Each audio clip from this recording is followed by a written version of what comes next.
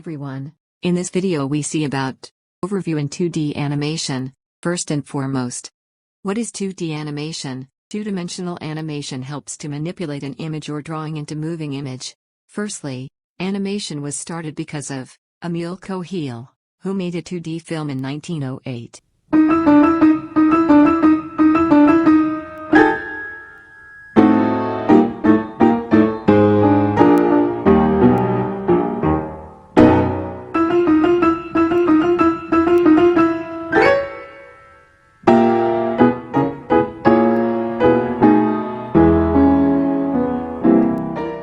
It is fully covered of 700 plus frames. Then later in 1928 Steamboat Willie came, and many like Tom and Jerry, Mickey Mouse, etc. Let's see about the types in animation.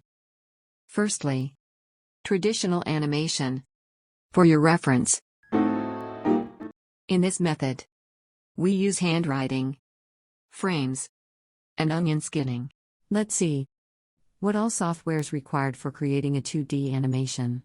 Adobe Photoshop, Adobe After Effects, Adobe InDesign, Adobe Illustrator.